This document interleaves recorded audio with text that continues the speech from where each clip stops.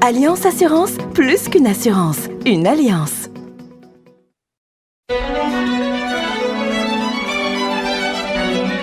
Pour bien s'entendre, il faut bien s'écouter. Rendez-vous sur M, la petite radio du Grand Maghreb. Amis auditeurs de Radio M, nous avons le très grand plaisir d'accueillir ce matin sur Radio M, dans l'invité du direct, Omar Radi, journaliste indépendant au Maroc. Omar, bonjour. Tu étais avec nous hier pour la remise du 3e prix du meilleur article d'investigation à Libaye Boudouha. Tu as animé un panel sur l'investigation de presse au Maghreb, dans ton pays déjà, au Maroc. Ça s'est bien passé? La conférence était un très bel événement en fait, surtout à Alger, qui accueille 3 journalistes du Maghreb, d'Algérie, du Maroc et de Tunisie, pour parler du journalisme d'investigation. Personnellement, j'ai découvert les degrés d'avancement de ce type de journalisme dans chacun de nos pays. J'ignorais beaucoup de choses, j'ai appris beaucoup de choses, et puis l'échange a été très instructif, je pense, pour moi et pour le public aussi. C'était en tous les cas un très grand plaisir pour Maghreb Émergent de primer, pour ceux qui ne le savent pas encore, Lies Hallas, donc 3e lauréat du prix d'investigation à Libaye Boudouha. Tu as un domaine de spécialité dans l'investigation au Maroc. Tu es plutôt spécialisé dans la relation pouvoir-business. Exactement. On peut le dire comme ça. Oui, tout à fait. Et ça renseigne sur beaucoup de choses. Mais puisque on va dire le grand capital, les tenants du grand capital au Maroc sont également eux le pouvoir. Donc il y a une grosse interférence entre le pouvoir politique et le pouvoir économique. Ça donne des situations qu'on peut décrire comme des situations de rente, des fois des situations de corruption aussi.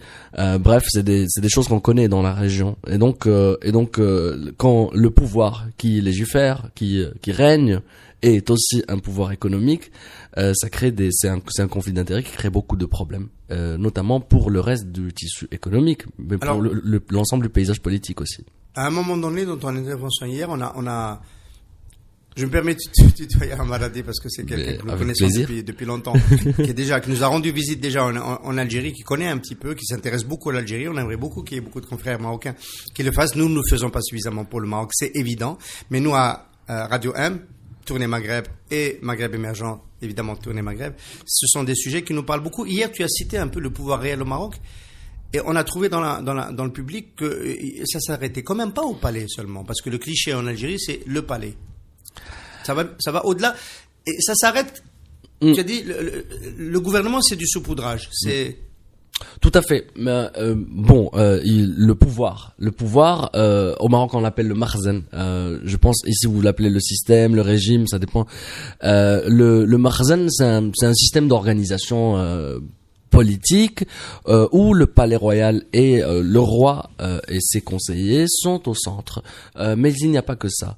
Il y a une forme de clergé, il y a une forme de ulema, il y a l'armée, il y a les grands sécuritaires et il y a le grand capital. Et tout ça, c'est un système qui se maintient par échange d'intérêts, par relation matrimoniale, etc. C'est-à-dire c'est très vieux comme système. La monarchie, on va dire, est un pilier central de ce système, mais il n'en est pas la seule condition pour que ce système fonctionne. Et donc, ça fait des bouches à nourrir quand on est au centre et à la tête du Maroc, et ça fait des situations de rente, ça fait beaucoup de situations de rente. L'économie marocaine est en grande partie une économie de rente. Alors oui, c'est un mot qui est surprenant pour nous Algériens qui pensons que nous sommes les seuls à émarger à la rente. Le problème, c'est que la rente n'est pas nécessairement la même. Oui. En Algérie, elle est énergétique et tournée à l'export.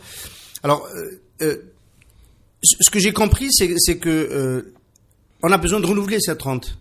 Il y en a une partie qui est distribuée, puis il faut créer peut-être de nouveaux gisements de rente à distribuer. En ce moment, tu travailles sur une enquête sur des expropriations des terres communes, des terres de tribus, des terres tribales, qui sont remises dans l'économie, mais qui ne sont pas remises de manière démocratique, entre guillemets, pour pour l'économie de marché au sens moderne où des acteurs qui peuvent créer de la richesse peuvent rentrer. Tout à fait, ouais. Il y a il existe comme je pense en Algérie aussi des formes de propriété collective de terres, donc des terres qui appartiennent à des tribus, etc. Au Maroc, il s'agit de 4 millions d'hectares de terrain appartenant à des tribus, c'est-à-dire dont la gestion souvent agricole est collective, la gestion de l'eau est collective. Il y a même des endroits où, d'un point de vue environnemental, ces gens-là nous donnent des leçons en termes d'efficience dans la gestion de l'eau et de l'agriculture, et puis la forme aussi de gestion qui est solidaire, etc. Donc l'État marocain veut mettre fin à cette forme et propriétariser ces terrains. Il a ramené même Ivanka Trump pour être l'égérie de cette opération. Qui cela? Ivanka Trump, la fille de Donald Trump. Non, oui. Ça. Et c'était il y a quelques semaines, et donc ils ont annoncé qu'ils vont propriétariser ces terrains, c'est-à-dire rendre les membres des tribus propriétaires de ces terrains. Donc ça va atomiser à mort ces terrains. Je n'en vois pas l'intérêt.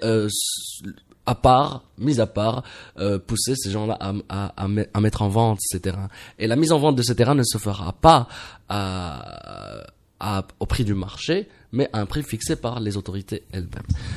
Mais est-ce qu'on a un prix de marché, en fait, sur des terres qui n'ont jamais été sur le marché? Oui, mais quand il y a une terre voisine qui est propriété privée, qui coûte 5 000, on est en droit de vendre à 5 000 notre terrain, même s'il est récemment propriétarisé. Non, par la force de la loi, on ne pourra pas le vendre au prix de marché. Le vendre comme ça. Et moi, je le vois. En fait, globalement, c'est un phénomène qui existe depuis 4-5 ans, voire même 10 ans. C'est plus les ressources de l'État se tarissaient ou allaient en diminuant, plus la violence dans la dépossession de ceux qui n'ont aucune résistance augmente. Alors, ouais. Avant que tu ailles plus loin, ouais. à Maradi, est-ce que les tribus propriétaires de ces terres communes, chez nous on dit terres marches, sont vraiment aussi dépossédées de capacité de résistance? Sur les 10 dernières années, il y a eu beaucoup de formes de dépossession de terrain où l'État a utilisé toutes les formes de division, manipulation, répression, désinformation, etc. Et aussi à miser sur l'ignorance des gens. Il faut savoir que la loi sur les expropriations de terres au Maroc n'oblige pas l'État à notifier personnellement la personne de son expropriation. C'est juste un affichage au siège de la commune. Et les gens ne vont pas au siège de la commune. Et vous avez quand vous êtes exproprié, la décision est affichée dans un mur à la commune et vous avez 14 jours pour faire recours. Tout le monde, personne ne le sait, et donc personne n'apprend ces choses-là. Les gens sont surpris.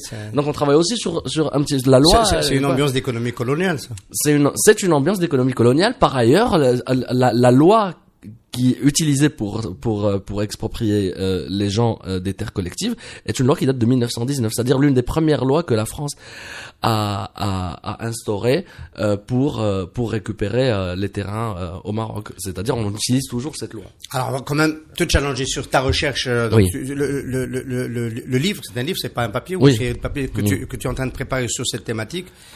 Est-ce que c'est quand même pas, du point de vue d'une économie moderne, est-ce que c'est pas plus profitable de faire rentrer dans l'activité économique des terres qui sont peut-être sous-productives ou des activités qui sont sous-productives et d'en faire une activité à condition qu'elles soient pas spéculatives? Je sais pas vers quoi elles vont être versées, ces terres-là. Est-ce que ce sera toujours de l'activité agricole? J'en doute. Est-ce que c'est de l'immobilier? Est-ce que c'est des services? Est-ce que c'est des zones d'expansion touristique? Qu'est-ce que ça sera? Bon, je vais pas rentrer dans la considération de qu'est-ce qu'on veut faire de ces terres et par rapport à la modernité, mais par contre, je t'invite à voir l'expérience passée déjà au Maroc. Qu'est-ce qui a été fait de ces terrains qui ont été dépossédés aux gens? Voilà. D'abord, la vallée de Bourg-Grec, c'est une dépossession. La vallée du Bourg-Grec, une partie, non pas entièrement, Parce que ça appartient. C'est des berges de rivière. Oui, ça appartient au domaine de l'État, au domaine forestier et aquatique. l'expérience passée, elle montre que on a mis fin à des formes d'agriculture périurbaine, à des formes d'agriculture bio qui ne sont pas ce n'est pas une vie économique sous-optimale pour la ville de Rabat et pour l'équilibre si tu veux écologique, économique, etc.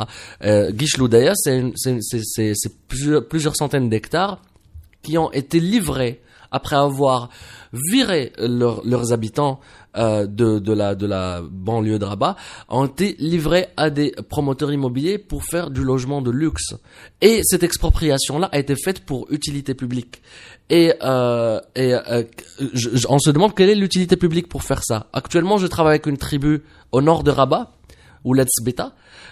Ils ont été virés de leur terre agricole, où il y avait une forêt, la forêt rasée, on a mis à sa place un terrain de golf, et on a privatisé la plage parce que le terrain de golf, il y a une route dedans qui mène à une super plage, et on a mis une centaine ou des centaines de villas et de logements de luxe.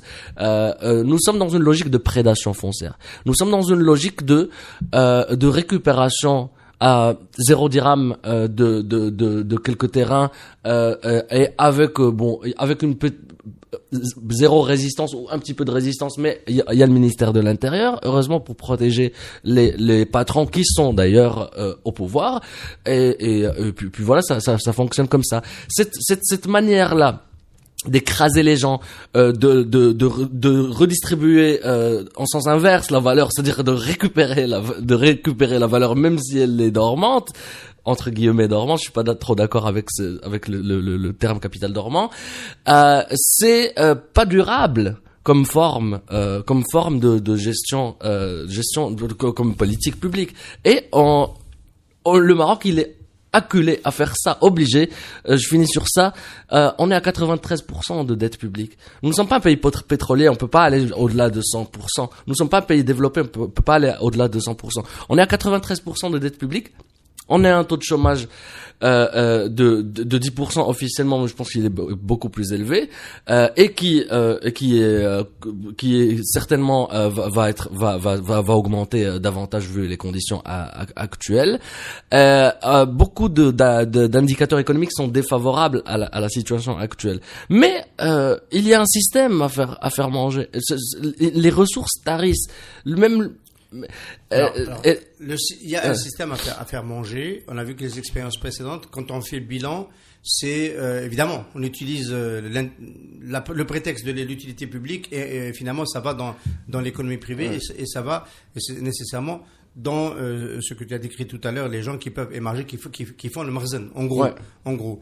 Est-ce que c'est comme pas cela, question provocante, qui fait que on a quand même le sentiment que le Maroc ça tourne, parce que si c'était en Chine que ça se faisait, il y a des partisans d'économie chinoise de Deng Xiaoping qui vont dire, par exemple, dans des quartiers de Pékin, on a fait déguerpir tous les quartiers de Pékin où il y avait des vieilles habitations, ça a un nom, les hukou, quelque chose comme ça, pour faire un peu la même chose, de la promotion ou des activités industrielles. Est-ce que c'est tout à fait la même chose? Et ça donne la Chine que tout le monde admire aujourd'hui. Mais est-ce que c'est tout à fait la même chose? Je pose la question. Moi, je suis pour faire un calcul. Voici le coût social d'une politique, voici le coût social d'une décision que je vais prendre, et voici la rentabilité de cette décision. La rentabilité pas seulement économique, mais sociale aussi. Est-ce que ces gens-là vont en profiter? Mais quand je sors quelqu'un de sa terre, lorsque lui, il était considéré comme classe moyenne rurale, c'est-à-dire c'est un ménage avec leur voiture, ils sont bien. Il a une pépinière, un truc pour cultiver là, et on lui donne une indemnité pour avoir récupéré sa terre, qui ne lui permet même pas d'acheter un appartement en logement social de 40 mètres carrés, et qui devient bidonvillois juste à côté. Et moi, dans mon travail de terrain, j'ai rencontré des gens qui travaillent comme femmes de ménage ou comme gardiens dans les villas qui ont été bâties sur leur terrain. Exproprié. Vous voyez l'image. Nous, ça nous rappelle des choses en Algérie. Oui, vous voyez l'image. Ça vous rappelle des choses. Je pense que ça vous rappelle des choses d'avant 1954. Et même du 19e siècle. Et même du 19e siècle. Donc moi cette image, je cherche toujours à la donner. Donc il y a une inégalité fondamentale. Si ça faisait partie d'une politique publique, si on créait de l'emploi digne, une industrialisation, une vraie offre économique qui puisse créer de la croissance et une croissance qui profite à tout le monde, oui effectivement, et s'il faut mobiliser du terrain, pourquoi pas. Mais aussi, je vous donne un exemple, c'est quand même l'expropriation pour utilité publique, ça ne tombe jamais que sur des pauvres. Je comprends pas. À Casablanca, par exemple, ils disent oui, l'industrie a besoin de foncier, on ne trouve jamais pour faire une usine de foncier. Mais vous pensez jamais à faire de l'expropriation pour utilité publique, pour chercher du foncier? Les grands propriétaires n'ont jamais été expropriés. Et donc, on se demande, c'est une vraie récupération de la valeur par les riches de chez les pauvres. Alors, puisqu'on parle d'expropriation et de patrimoine, là, sur le foncier, on a une cartographie un petit peu sur comment ça, entre l'agricole et le périurbain, c'est souvent périurbain ou agricole. Périurbain parce que ça présente l'intérêt que ça va rejoindre bientôt le périmètre urbain et donc ça aura une valeur immobilière. Balnéaire, donc on a une offensive sur les plages du sud du Maroc avec tout ce qui va s'en suivre comme catastrophe écologique pour faire dans le style Sharm El-Sheikh, donc des grandes stations balnéaires. On n'y voit ni l'opportunité ni l'intérêt, mais bref, ils sont à fond là-dedans. Et l'agriculture, puisqu'on a des gros bonnets au Maroc maintenant qui se réintéressent à l'agriculture extensive. Le roi à leur tête, mais 2-3 ministres du gouvernement actuel. Le roi, c'est pas un gros bonnet quand même. Non, le roi, c'est les gros bonnets, le roi à leur tête. Les managers au Maroc l'appellent le boss, donc on va dire le boss. D'accord. On est dans l'entreprise, on est dans la firme. Oui. Voilà, au sens on va ouvrir une petite parenthèse quand même. Est-ce que c'est ce type d'offensive, d'agression qui a mis le RIF en situation d'insurrection? Je te pose la question parce que pour nos amis auditeurs, Maradi est peut-être l'un des chroniqueurs journalistes qui a couvert le plus près le soulèvement du RIF qui a donné le Hirak que nous avons emprunté ici en Algérie en termes d'appellation. Ou alors est-ce que ce sont d'autres détonateurs? Dans le cas du RIF. Très peu de gens le savent, mais l'un des premières raisons de la colère dans le RIF, c'était l'expropriation pour utilité publique, parce que dans le cadre d'un programme qu'ils ont appelé Manarat al-Mutawassit, le phare de la Méditerranée, le gouvernement a décidé d'exproprier 30 000 hectares en une seule année. Dans l'arrière-pays d'Al Hoceima, c'est-à-dire dans la région agricole où il y a la culture, où il y a les paysans qui font du cannabis. Et pourquoi? Pour 10 000 hectares pour les projets immobiliers hôteliers, 10 000 hectares pour l'infrastructure, et les 10 000 hectares restants pour le plan Maroc vert, pour Akhnouch, donc pour le ministre de l'agriculture marocain à sa disposition. C'est lui qui va les distribuer dans le cadre de son programme, de son département. Et ces expropriations sont tombées d'une manière, bien sûr, sans consulter la population, sans dire qu'est-ce qu'on fait de tout ça, etc. Et avec des manières de tahayul, de contournement de la loi, beaucoup de manipulations, beaucoup de mensonges, beaucoup de choses qui ne se disent pas. Et les rifins, qui à la fois on le sent chaud et ils sont très très sérieux, ils veulent bien la vérité, ont pas apprécié. Et c'était avant la mort de Mohsen Fikri. L'histoire de la benne à poubelle. Dans la benne à poubelle, qui a été écrasée dans la benne à poubelle.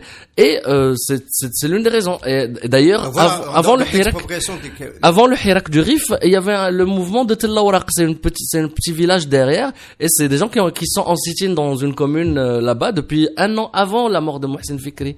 Alors, tu dis à Maradi que il faut nourrir des bouches. On parle du système. Et donc, il faut créer de nouvelles situations de rente. Et on a un peu le sentiment que ça participe pas surtout à fonder une économie. Je vais te poser une question par rapport à Nous, en Tunisie, hier, on était avec un collègue marocain, Tamer Mekki. Tunisien. Tunisien, c'est toi le Marocain.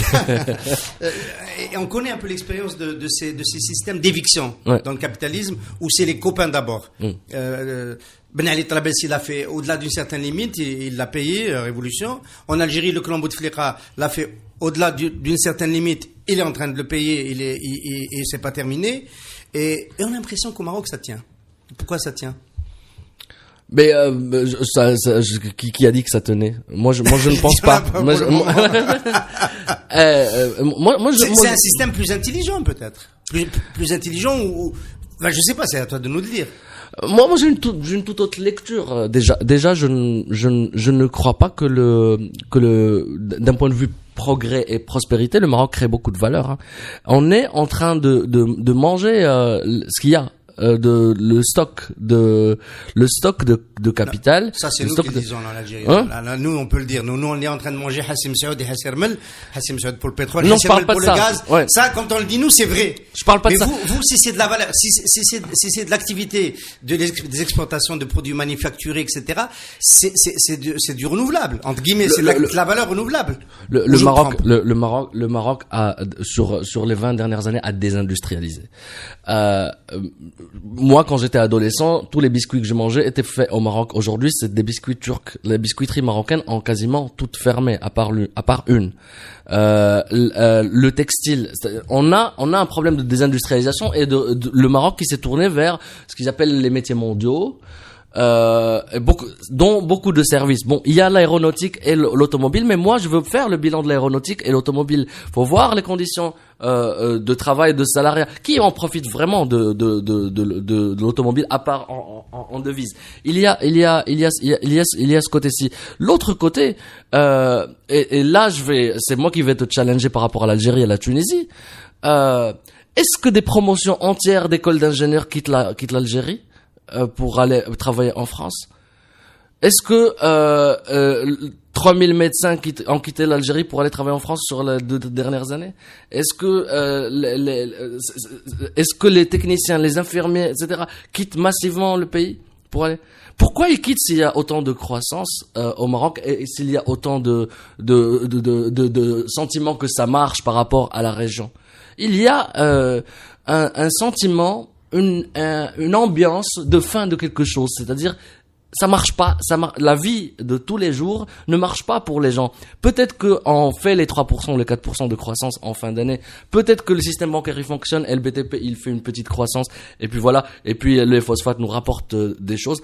Mais il y a un problème de déploiement, de redistribution de cet argent-là. C'est le modèle qui n'est pas bon, c'est le modèle c'est un modèle, on dira un mot, on est dans une émission d'économie, c'est un modèle qui a choisi de s'insérer dans la chaîne de valeur internationale, c'est les métiers mondiaux, avec les atouts du Maroc, et qui veut remonter dans la filière technologique pour, un peu comme la Corée du Sud, la Chine et d'autres pays, ne pas être juste dans la distribution des tâches en bout de chaîne, mais capter de la valeur ajoutée.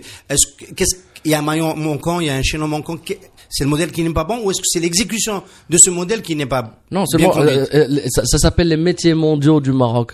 Et le Maroc n'est pas celui qui offre les meilleures conditions de vie à des gens. Et quand on a un métier mondial, c'est nous qui le disons ça, hein, parce qu'entre l'usine de Renault de Tanger et l'usine, de Tanger de Mekioussa, dans le nord, oui, Melloussa, et l'usine de Ouatlilat, il y a pas photo. C'est le Maroc qui a capté la valeur ajoutée du groupe Renault Alliance, Renault Nissan. Nous, les investissements, quand on cherche à les attirer en Algérie, les partenaires étrangers disent les conditions de résidence au Maroc sont toujours meilleures et les conditions d'accueil au Maroc sont toujours meilleures. Donc si vous vous dites ça, ça veut dire que dans la compétition, on est toujours en retard, quoi. Oui, mais ok, d'accord. L'investissement arrive, mais où est la main d'œuvre? Où est la main d'œuvre intellectuelle? Où sont les cadres? C'est-à-dire aujourd'hui, quand on a un métier mondial, on est ingénieur informatique ou ingénieur industriel, qu'on peut faire le même travail au Maroc, on peut le faire à New York, à San Francisco ou en Grèce ou en Italie. On se barre. Il y a eu un sondage il y a un an. Il y a eu un sondage auprès des jeunes cadres Mon petit frère en fait partie, il a quitté le Maroc pour ça. Le sondage était pourquoi vous voulez quitter le Maroc? Est-ce que vous voulez quitter le Maroc? Déjà, c'est l'écrasante majorité. Et parmi les raisons invoquées, le salaire était en 4e position. On parle d'autre chose. On parle de conditions de vie, de sécurité sociale, d'avenir, d'incertitude par rapport à l'avenir. Tout le monde voit quelque chose venir, mais on ne sait pas ce que c'est nébuleux. Alors, une fois de plus, discours d'Algériens. J'entends les chefs d'entreprise algériens le dire, j'entends un peu les universitaires qui vont au Maroc le disent. Au Maroc, il fait bon vivre quand on fait partie des élites. Alors, où est-ce que ça s'arrête, où est-ce que ça commence les élites? Alors qu'en Algérie, ils font le crédit, c'est une critique un peu de droite. C'est pas assez différencié en Algérie. On a gardé quelque chose du populisme socialiste des années Boumediene. Et la différence entre les classes moyennes et les élites, enfin, la partie base des classes moyennes et les élites n'est pas assez prononcée, et donc on n'arrive pas à fixer notre qualité en Algérie. Nous aussi, on a évidemment un problème de déperdition. Le Maroc n'arrive pas à fixer ses élites, lui aussi. Alors qu'on a le sentiment qu'elles sont bien formées et qu'elles retournent au Maroc. C'est ce qu'on nous vend en tous les cas. Non, il y a la dynamique est inverse. C'est-à-dire tous ceux qui ont le moyen aujourd'hui de quitter le Maroc le font. Et la nouveauté, c'est que c'est la main-d'œuvre hautement qualifiée qui le fait maintenant. La main-d'œuvre hautement qualifiée et moyennement qualifiée, y compris, et ça j'ai remarqué, des hauts fonctionnaires de l'État. Des hauts fonctionnaires de l'État qui au cadre qui démissionnent à 50 ans par exemple. À 53 ans et qui partent, je sais pas où, un peu partout, Canada, États-Unis. Il faut se mettre dans la tête de ces gens-là. Comment en sont-ils arrivés à conclure que il faut que je parte? Et c'est leur explication qui sera la meilleure description du Maroc d'aujourd'hui, je crois. Oui. On va pas terminer on aurait pu parler pendant 1 heure, Omar, et notamment de la structure du patrimoine au Maroc, qui est un sujet qui te passionne, et le fonctionnement du capitalisme marocain, sans poser la question de la frontière Algérie-Maroc. Nous, à Radio M et à Maghreb Émergent, on considère que c'est complètement idiot de maintenir fermée cette frontière. Il y a un conflit sur la question du Sahara occidental, mais la frontière était ouverte à un moment où cette question n'était pas réglée, et il y avait du trafic entre les populations, et il y avait des échanges économiques et sociaux, etc. C'est un thème qui est-ce que aujourd'hui dans la crise, les deux pays n'ont-ils pas peut-être plus intérêt à regarder à nouveau ce dossier? Est-ce qu'il n'y a pas peut-être plus de chances que ça s'ouvre, parce que maintenant on a besoin de créer transversalement peut-être plus de trafic et un gisement de croissance? Mais tout à fait, je pense qu'on est condamné à vivre ensemble, à ouvrir ces frontières-là et à travailler ensemble. Il y a des synergies incroyables qui peuvent être mises en place. Effectivement, on parle en théorie, mais dans la pratique, il y a des mises à niveau à faire, régime monétaire. Donc il y a des disparités qu'il faut traiter. Mais je pense que ça, c'est des choses que les spécialistes peuvent traiter. Mais moi, je pense, beaucoup de Marocains, je pense, la majorité des Marocains sont convaincus qu'il faut ouvrir la frontière, que c'est complètement ridicule cette situation, et qu'on devrait trouver une solution, y compris à la question du Sahara occidental. Ça dure depuis longtemps. Mais imaginez seulement, par exemple, sur le plan de la coopération énergétique et de l'accès à l'océan Atlantique, par exemple pour l'Algérie, et la coopération énergétique pour le Maroc. Il y a des choses qui peuvent représenter des économies substantielles pour les deux pays, mais qu'on est en train de rater à cause de considérations complètement qui sortent de l'intérêt commun des peuples, quoi. Omar Hadi, merci beaucoup d'avoir été notre invité. Tu dois repartir à Casablanca, mais on espère te revoir rapidement à Alger. J'espère aussi, j'ai apprécié mon séjour ici. Merci, marhaba bek. Alliance Assurance, plus qu'une assurance, une alliance.